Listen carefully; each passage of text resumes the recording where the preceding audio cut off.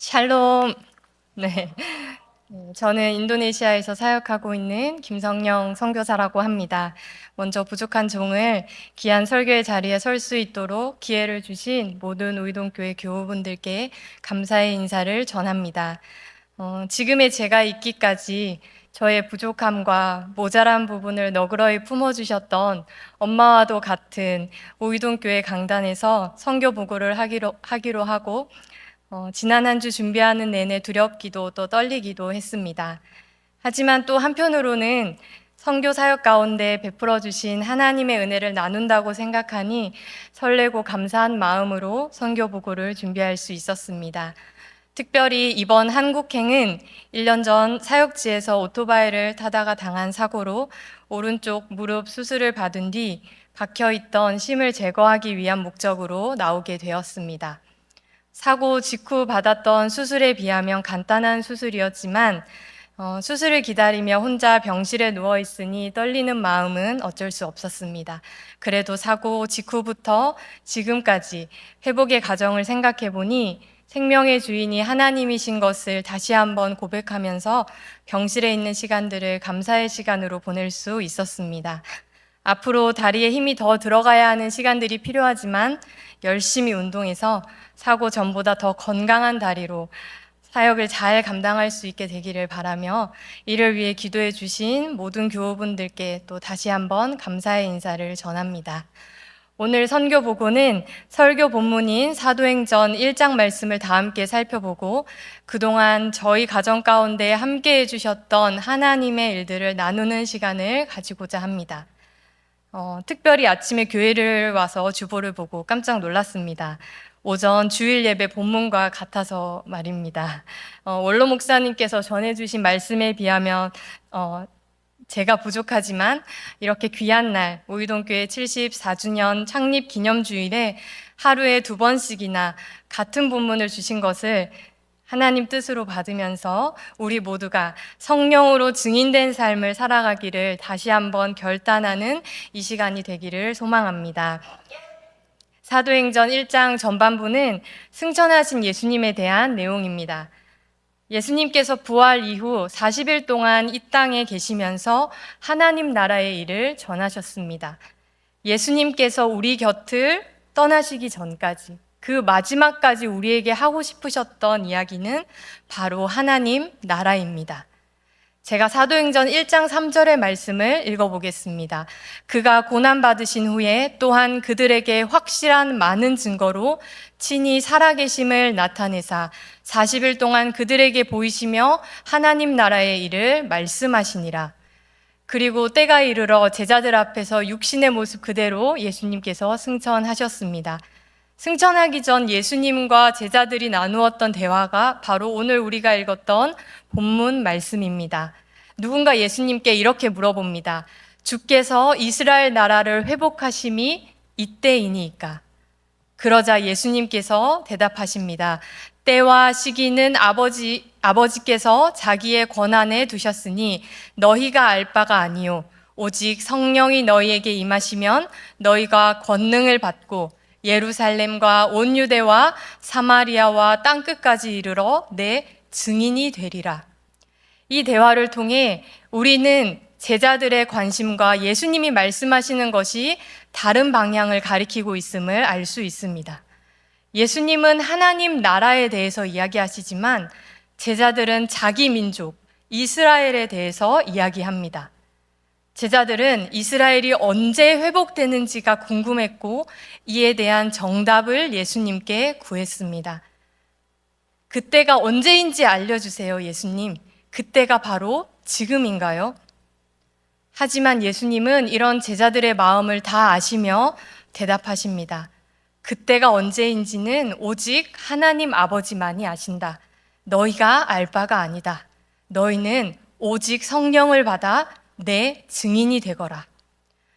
제자들이 이야기한 이 이스라엘의 회복 문제는 이스라엘 사람들에게는 너무나 중요한 문제입니다.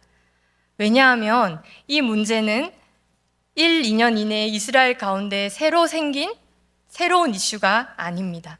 제자들 입장에서는 정말 풀리지도 않는 숙제와도 같습니다. 이스라엘은 다윗 왕 시대 이후로 북이스라엘과 남유대로 나누어지고 아수르, 바벨론, 페르시아의 힘센 나라 밑에서 포로 생활을 보냅니다. 그 이후 구약과 신약 사이에 성경에는 나와 있지 않은 암흑과도 같았던 400년의 시간을 보냈습니다. 이제는 더 큰 로마 제국이 이스라엘을 다스립니다. 예수님은 이런 상황 가운데, 이런 이스라엘 상황 가운데 오셨고 그곳에서 많은 이들에게 자신을 나타내 보이셨습니다. 그래서 예수님이 할 수만 있으시다면 이 이스라엘의 회복 문제를 빨리 해결해 주었으면 좋겠는 것이 바로 제자들의 마음인 것입니다. 많은 기적을 보이시고 능력을 보이신 예수님이라면, 아니, 죽음과 절망 가운데서 다시 살아나신 예수님만이 이 문제를 해결해 주실 수 있다고 기대하는 제자들의 마음은 어쩌면 당연한 것이 아닐까요? 이 본문을 보는 저의 마음도 제자들과 동일합니다. 예수님, 한 달이 걸려도 좋고 10년이 걸려도 좋고 100년이 걸려도 좋으니 그날이 언제인지 제자들에게 말씀해 주실 수는 없으신가요?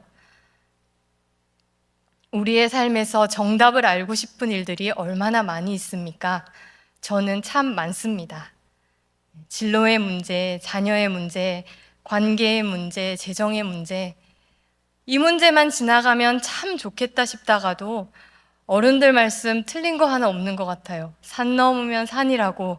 지금 내 눈앞에 있는 게 지나가면 더 큰 산이 저를 기다리고 있습니다. 그래서 예수님이라면 이 문제에 대한 답을 알고 계실 것 같아요. 예수님, 도대체 이 문제는 언제 해결될 건가요? 이게 다 저 혼자 잘 먹고 잘 살려고 하는 게 아니잖아요. 우리 가족, 우리 교회, 함께 일하는 사역자들 모두 다 잘 살려고 그러는 거예요. 그때를 알고 싶어요. 예수님을 향한 우리의 질문은 항상 비슷하지요. 예수님, 이 문제를 회복하심이 언제인가요? 하지만 예수님은 이 문제에 대해 제자들이 원하는 답을 주시지 않으셨습니다. 그리고 말씀하십니다. 오직 성령을 받고 내 증인이 되리라. 증인은 어떤 사람인가요? 증인은 어떤 사실을 증명해내는 사람입니다. 그렇다면 우리가 증명해내야 할 것은 무엇인가요? 바로 예수 그리스도입니다. 하나님께서 이 세상을 창조하셨고 예수님을 이 땅에 보내시고 예수님께서 우리 죄를 위해 십자가에 달려 돌아가시고 부활하셨으며 결국엔 다시 오실 것이라는 이 사실을 우리의 삶을 통해 다른 사람들에게 증명해내 가야 하는 것입니다. 증인의 역할은 너무나 중요합니다. 많은 사람들이 믿지 않는 어떤 사실에 대해서 그 장면을 목격한 한 사람의 증인이라도 있으면 그 재판 결과가 바뀌지요. 이처럼 제대로 된 증인 한 명이 너무나 중요합니다. 여러분, 예수님께서 하늘로 올라가는 그 마지막 순간에 하신 말씀, 제자들이 꼭 기억했으면 좋겠는 말씀, 성경이 일관되게 이야기하고 있는 말씀은 바로 하나님이 다스리는 하나님 나라입니다. 그렇다면 하나님 나라는 어떻게 이루어질까요? 하나님의 말씀 한마디로 이루어질까요? 예수님이 기적을 베푸셔서 하나님 나라가 세워지나요? 아니면 계획을 잘 세우고 문제 해결 능력이 뛰어나서 평소에 문제를 잘 풀어가는 어떤 한 사람에 의해서 이루어질까요? 아니요. 이 땅을 살아가는 증인들에 의해 하나님 나라는 이 땅 가운데 이루어집니다. 이것이 예수님이 우리에게 명하신 마지막 부탁입니다. 오직 성령을 받아 내 증인이 되어라. 저희 가정은 7년 전 저희가 믿고 있는 예수 그리스도, 저희가 경험한 하나님 나라를 인도네시아에 전하고자 하는 마음을 가지고 떠났습니다. 7년 동안 부족하지만 열심히 그 자리에 있었더니 하나님께서 은혜 주셔서 장애인 사역과 어린이 사역, 미디어 사역을 계속 감당할 수 있게 되었습니다. 먼저 장애인 사역에 대해 함께 나누고자 합니다. 에베네셀 장애인 교회는 날로 성장 중에 있습니다. 2022년도 5월에 개척하였으니 이제 4년 차가 되어갑니다.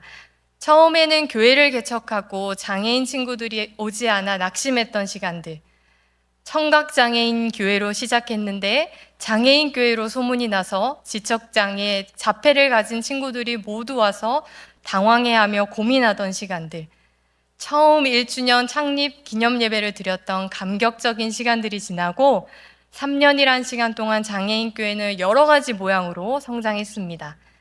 장애인 교회 예배의 특징은 고요, 침묵 이런 것과는 거리가 멉니다. 예배실 어디선가 항상 소리가 납니다.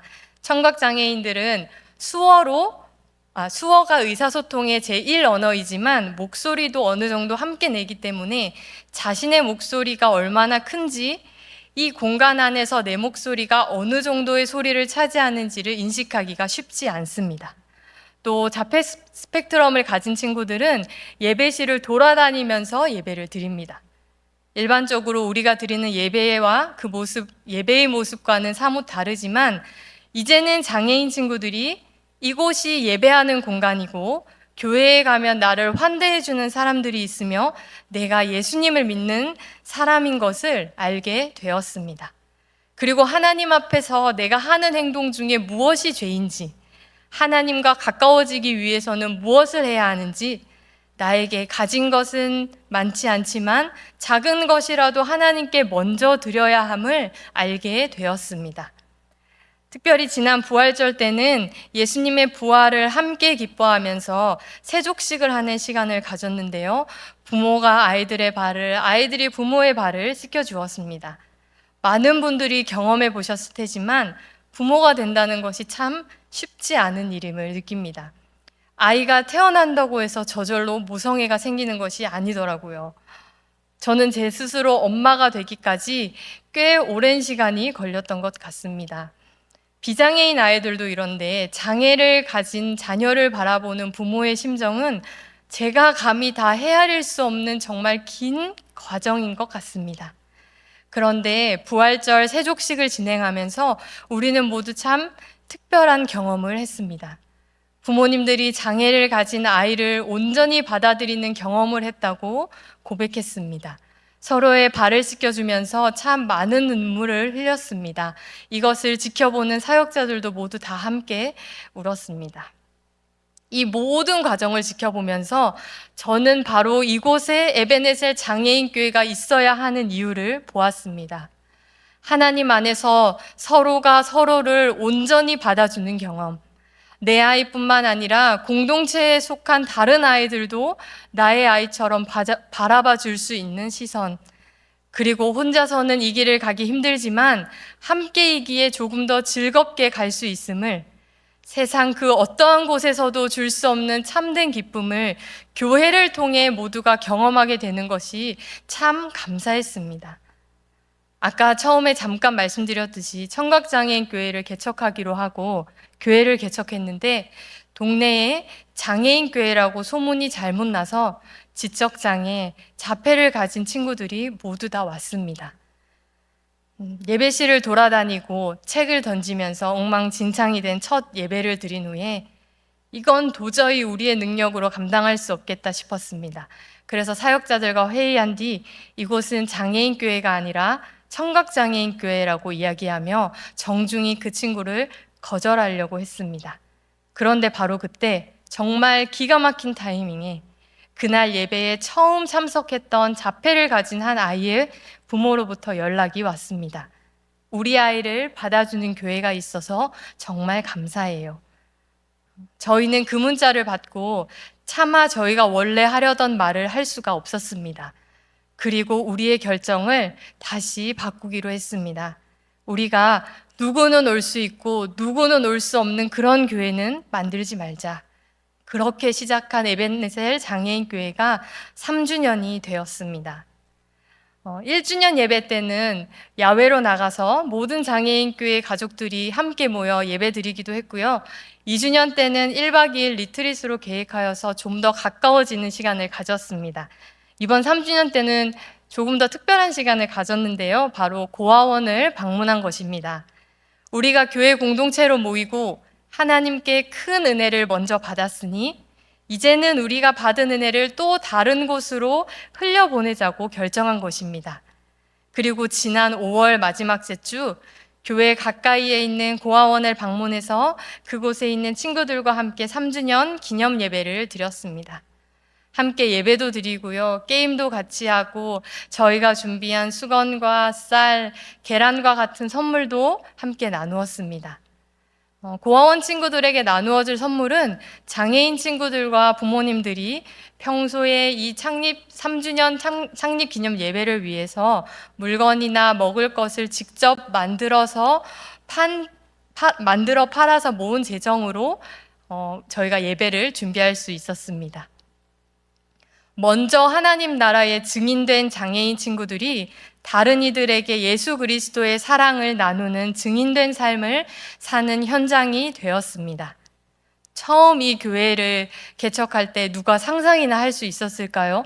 장애인 교회가 고아원에 가서 그들과 함께 예배를 드린다는 이 사실을 말입니다. 한 가지 더 나누고 싶은 감사의 제목이 있는데요. 바로 3달 전 주일학교 예배가 1, 2부로 나누어서 예배를 드리게 되었습니다. 주일학교를 시작하고 장애를 가진 많은 친구들이 교회로 왔습니다. 청각장애인, 지적장애인들, 자폐 스펙트럼, 이렇게 보면 3가지 유형의 장애 같지만 청각장애인 안에서도 말을 전혀 알아들을 수 없는 친구들, 조금은 말을 할 수 있는 친구들, 수어를 할 수 있는 친구, 할 수 없는 친구, 그리고 또 자폐 스펙트럼 중에서도 가만히 앉아 있을 수 있는 친구, 선생님이 꼭 필요한 친구, 한 가지 물건에 꽂혀서 예배실을 온종일 돌아다니는 친구들이 있습니다.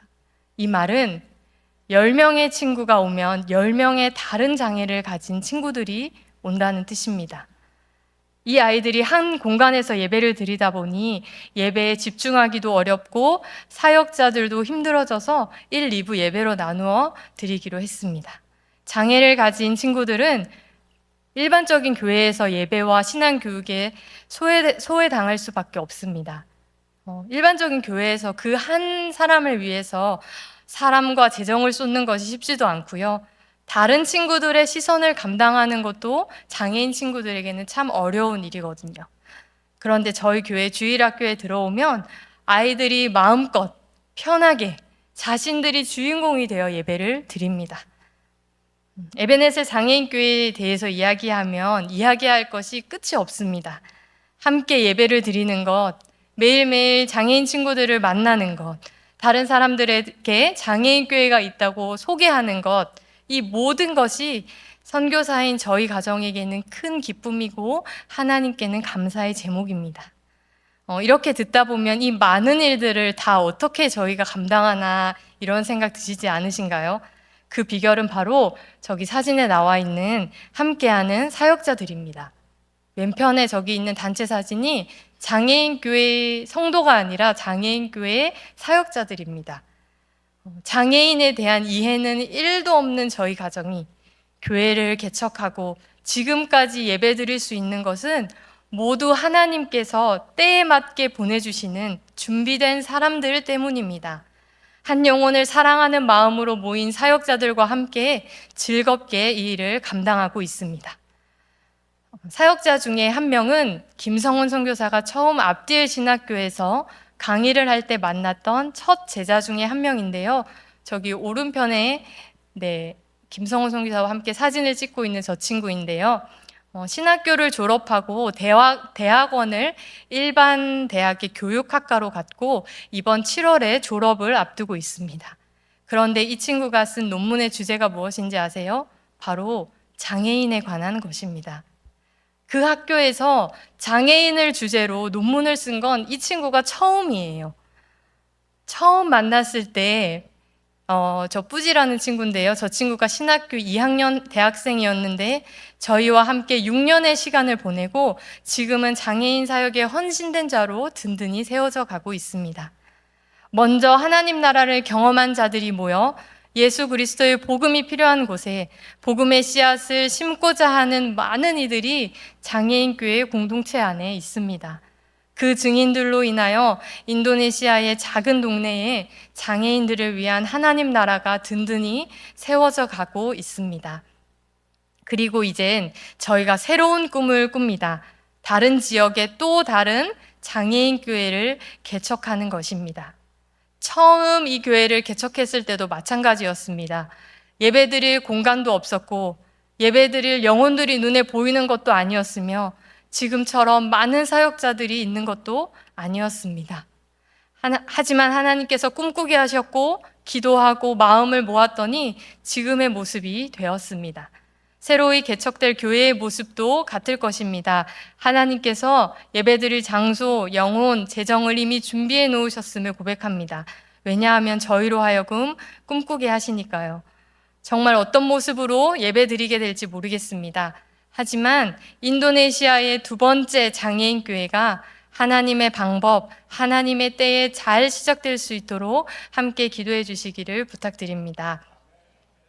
저희가 교회를 개척하고 함께 장애인 친구들과 예배를 드리다 보니 그들의 경제적인 자립에 실질적으로 도움을 주고 싶다는 소망함이 들었습니다. 그렇게 장애인 자립을 위한 사역이 시작되었습니다. 모든 과정을 이 자리에서 다 말씀드릴 수는 없지만 야채 키우기, 가발 만들기, 국수집 오픈하기, 장애인 친구들이 일하고 그에 대한 대가를 받을 수 있는 구조를 만들기 위해서 여러 가지를 시도해 보았습니다. 하지만 번번이 결과가 좋지 못했습니다. 그러다가 저희가 찾은 것이 바로 양계 농장입니다. 처음 양계 농장을 시작하면서는 장애인 친구들이 직접 닭을 키울 수 있도록 교육시키기도 하였는데요. 많은 시행착오를 거쳐서 장애인 친구들이 제일 잘할 수 있는 작업을 찾게 되었습니다. 친구들이 직접 닭을 키우는 것도 판로를 개척해서 계란을 파는 것도 쉽지가 않습니다. 하지만 계란을 세척하고 포장하는 일은 잘 할 수 있습니다. 농장을 시작하면서 처음에는 닭 20마리로 시작했습니다. 그 전 PPT 한번 다시 보여주시겠어요? 작년 우이동교회 단기선교팀이 오셨을 때 저기 제일 왼쪽에 있는 저 대나무 농장을 저희가 함께 방문했었는데요. 저기에서는 총 200마리의 닭을 키웠습니다. 인도네시아는 신선한 계란에 대한 개념이 잘 없습니다. 그래서 계란을 그냥 실온에 보관하고 신선한 계란이 어떤 계란인지 잘 모릅니다. 그런데 저희가 판매하는 계란은 농장 직송으로 어제 낳은 계란을 오늘 바로 판매하니 반응이 너무 좋은 것입니다. 건강하게 키우는 닭에서 나오는 계란이 얼마나 고소하고 맛있는 것인지를 사람들이 알게 되었습니다. 그래서 지금은 저희가 조금 더 큰 대지를 구입하여 큰 양계 농장을 짓고 닭 4,000마리를 목표로 진행 중에 있습니다. 이 자리를 빌어 감사의 인사를 전하고 싶은 것은 작년 우이동교회에서 보내주신 선교 헌금이 농장 대지 구입과 확장을 위한 첫 걸음이 되었습니다. 저기 제일 왼쪽에 보이는 땅이 농장 짓기 전에 땅을 개간한 것이고요. 나중에 영상을 통해서 볼 수 있는데 공사하는 모습, 또 닭장이 지어진 모습을 영상을 통해 보실 수 있게 될 것 같습니다. 보내주신 헌금으로 지어진 농장에서 지금은 총 1,000마리의 닭이 사육되고 있으며 총 6명의 장애인 친구들이 일하고 있습니다. 양계 농장의 규모가 커질수록 더 많은 친구들이 일할 수 있게 될 것 같습니다. 6명의 친구들 중에 4명은 장애인 교회 친구들이고요. 2명은 무슬림 친구들입니다. 저기 밑에 보이는 이렇게 히잡을 쓰고 있는 친구가 2명 무슬림 친구들입니다. 저희가 토요일마다 장애인 공부방을 운영하는데 그 공부방에 나오는 친구들입니다. 이 친구들이 매일 아침이면 저희 재단 사무실로 출근합니다. 하루 일과를 마치고 나면 부모님께 자신을 픽업해달라고 연락해요. 그 모습을 지켜보면서 제 마음이 너무너무 좋습니다. 그런데 하나님의 마음은 더 좋으실 것 같습니다. 성실히 일하는 친구들의 삶에 이미 하나님 나라가 시작되고 있음을 볼 수 있기 때문입니다. 자립사역도 마찬가지입니다.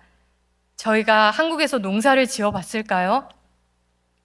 닭장이 어떻게 생긴 줄도 몰랐습니다.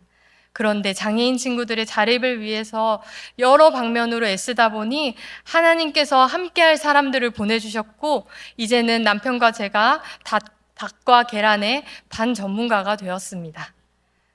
처음 가보는 길이기 때문에 예상치 못한 많은 어려움들이 있을 것 같습니다.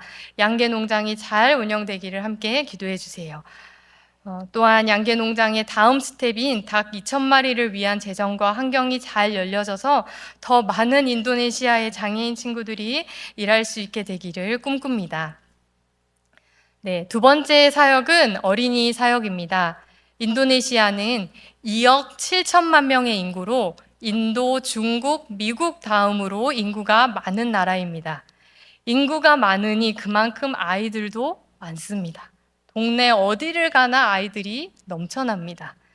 장애인 사역은 저희가 선교를 나올 때부터 계획한 사역은 아니었지만 어린이 사역은 선교를 나올 때부터 인도네시아의 주일학교의 현실을 알고 있었고 그 필요에 대한 어떤 사역이 좋을지 계속 고민하고 있었습니다. 그래서 처음에는 저희가 주일학교 교재도 직접 만들어 보며 여러 가지로 시도해 보다가 작년 원더풀 스토리 사역을 만나게 되면서 인도네시아의 원더풀 스토리 캠프 사역을 시작하게 되었습니다. 원더풀 스토리는 모든 어린이의 손에 성경책을 이라는 모토를 가지고 성경 이야기책을 아이들에게 나누어 주는 사역입니다. 단순히 성경책을 전달해 주는 것을 넘어서서 성경의 이야기를 드라마로 보여주고 말씀에 관련된 퀴즈도 풀고 재미있는 게임도 하면서 말씀을 아이들에게 심는 사역입니다. 작년에 오이동교회 단기 선교팀에서 너무 훌륭하게 원더풀 스토리 사역을 해주셨던 것이 아직도 기억이 납니다.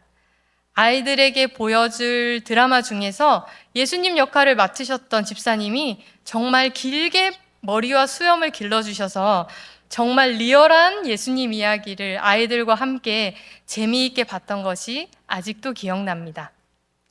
한 가지 제가 이 자리에서 나누고 싶은 감사의 제목은 작년 단기팀이 웅아란 지역의 그누리라는 교회에 와서 원더풀 스토리 캠프 사역을 해주시고 그 마을과 교단에 좋은 소문이 나서 주위의 교회들로부터 자기 교회에도 와서 이 캠프를 해달라는 요청이 많이 들어오게 되었습니다. 선교사가 어떤 사역을 시작하면 선교사가 먼저 현지 교회를 컨택하는 것이 보통 인도네시아에서는 일반적인데 현지 교회가 먼저 캠프 신청을 해준다는 것은 주일학교 그리고 아이들에 대한 관심이 있다는 증거이니 선교사인 저희 가정에게 큰 힘이 되는 일이었습니다. 이 자리를 빌어 좋은 소식을 함께 나눌 수 있게 되어 참 감사한 마음입니다. 아이들에게 말씀을 심기는 사역이 인도네시아에서 너무나 중요하고 또 필요한 사역인데 이틀씩 이렇게 캠프를 진행하는 것이 또 많은 에너지와 재정이 들어가는 일입니다. 어린이 사역을 위한 사역자들이 세워지고 인도네시아의 모든 어린이들에게 성경책을 나누어 주는 이 사역이 멈춰지지 않도록 함께 기도해 주세요.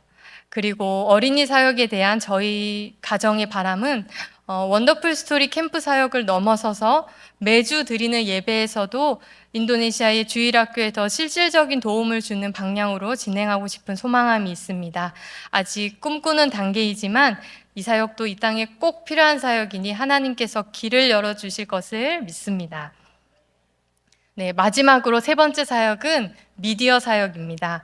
저희 가정이 2019년도에 처음 인도네시아에 들어가서 2020년도에 코로나가 일어나는 바람에 아무 사역도 할 수 없을 때 하나님께서 길을 열어주셔서 미디어 사역을 시작할 수 있게 되었습니다. 그래서 저희가 몸담고 있는 압디엘 신학교에 녹음과 영상을 제작할 수 있는 스튜디오를 만들게 되었습니다. 인도네시아 교회를 위해서 여러 가지로 시도하는 중에 아이들을 위한 유튜브 채널을 하나 만들게 되었는데요. 굿트리 키즈라는 채널입니다. 처음에는 함께 사역하는 친구들과 정말 이리 뒹굴고 저리 뒹굴면서 영상을 하나 만들면은 조회수가 많지 않아 낙심했었는데 이제는 3만 5천 명 정도의 구독자도 가지고 있고 조회수가 500만이 넘는 찬양 영상도 있습니다. 그리고 스튜디오를 만들어 놓으니 인도네시아에 있는 한국 선교사님들과 함께 동역할 수 있는 기회들도 많아졌습니다. 무용사역 하시는 선교사님이 오셔서 찬양 율동 영상도 함께 만들기도 하고요. 선교사님들이 필요로 하시는 영상 의뢰가 들어오면 저희가 제작도 해드리고요. 한국의 키즈 워십팀과 함께 연합하여 인도네시아 성경 이야기 영상을 만들기로 하였습니다. 미디어 사역은 앞서 설명드렸던 어린이 사역과도 연관이 참 많이 됩니다. 요즘은 시각적인 자료가 교육에서 꼭 필요한 요소이기 때문에 현지 교회나 기독교 학교들에서도 저희가 만든 컨텐츠를 사용하기도 합니다. 인도네시아의 다음 세대들이 무슬림들이 가득한 그 땅 가운데서 신앙을 잃지 않는 것이 너무나 중요합니다. 말씀으로 무장되지 않으면 자신의 종교를 선택해야 하는 어른이 되었을 때 너무나 쉽게 이슬람으로 넘어갈 수 있기 때문입니다. 저희가 만드는 컨텐츠가 조금이라도 아이들의 신앙을 성장케 하고 또 복음이 필요한 곳에 복음을 전해줄 수 있는 통로가 되기를 기대합니다. 계속해서 창의적이고 실질적인 도움을 줄 수 있는 컨텐츠들이 잘 제작될 수 있도록 함께 기도 부탁드립니다. 네, 선교 보고를 마무리하면서 저희 사역을 담은 3분 정도 되는 영상을 준비했습니다. 이 시간 함께 보도록 하겠습니다.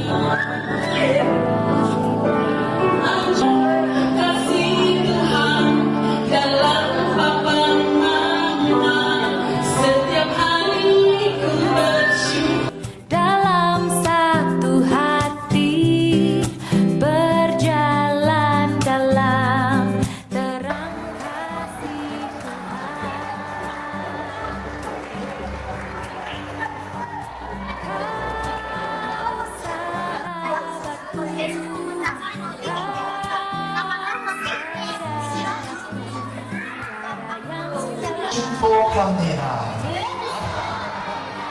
오케이, sekali lagi 축복합니다. Oke, dan di suara ini 축복합니다.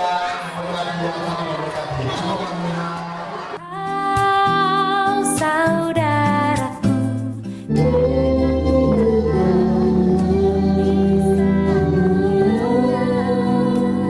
Tuhan Yesus amat cinta pada saya. Oh, kiranya lahir Kristus terang ajaib, kita sedang berdamai. Lahir Raja mulia seiman.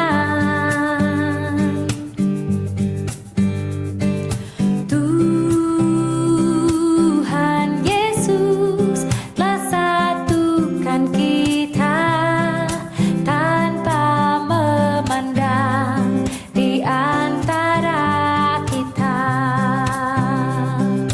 bergandengan tangan dalam kasih, dalam satu hati, berjalan dalam terang kasih Tuhan.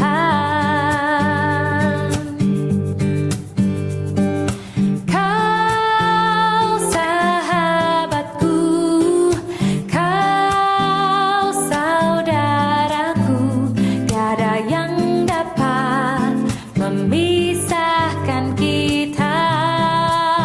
Oh, kau sahabatku dan kau saudaraku, tiada yang dapat memisahkan kita. 네, 말씀을 마치겠습니다. 먼저 인도네시아와 저희 가정을 항상 기억해 주시고 기도와 후원으로 인도네시아의 하나님 나라가 든든히 세워져 가는 길에 함께 증인이 되어 주셔서 참 감사합니다. 제가 어린 시절 우이동교회 주일학교에서 신앙생활을 하면서 믿음의 어른들의 모습을 보며 신앙을 가지고 신학을 공부해야겠다고 마음 먹었습니다. 증인된 삶을 먼저 살아주셔서 지금은 제가 선교사로 인도네시아 땅 가운데 예수님이 명령하신 증인된 삶을 살기 위해 애쓰고 있습니다. 선교사로 살아가면서 너무나 부족하고 부끄러운 순간들이 많지만 저희 가정을 위해 항상 기도해 주시는 많은 분들의 기도로 어려운 순간마다 힘든 고비마다 아주 넘어지지 아니하고 다시 일어설 수 있는 힘을 얻었음을 이 시간 다시 한번 고백합니다. 여러분, 우리가 살아가고 있는 이곳이 바로 하나님께서 우리에게 명하신 하나님 나라를 세워가는 자리입니다. 내가 서 있는 가정과 일터 안에서 매일 만나는 사람들과의 관계 속에서 교회와 내가 속해 있는 부서 그리고 목장 안에서 우리는 모두 하나님 나라를 세워가야 하는 증인들입니다. 혼자 힘으로는 할 수 없지만 예수님께서는 이미 함께 할 수 있는 사람들을 모두 불러 모아주셨습니다. 그리고 무엇보다 우리가 아주 넘어지지 아니하도록 증인된 삶을 살아가는 여정 가운데 우리를 위해 항상 중보해 주시는 성령님을 보내어 주셨습니다. 성령을 받은 증인들로 말미암아 이 땅에 하나님 나라가 세워져 갑니다. 그리고 그때가 언제인지 알 수 없지만 예수님께서 다시 이 땅에 오셔서 완전한 하나님 나라를 우리에게 맛보게 해주실 것입니다. 그때까지 인도네시아에서, 한국에서, 우리가 서 있는 그곳에서 하나님 나라의 증인된 삶을 살아가는 모든 우이동교회 교우분들과 또 저희 가정 되기를 간절히 소망합니다. 함께 기도하도록 하겠습니다.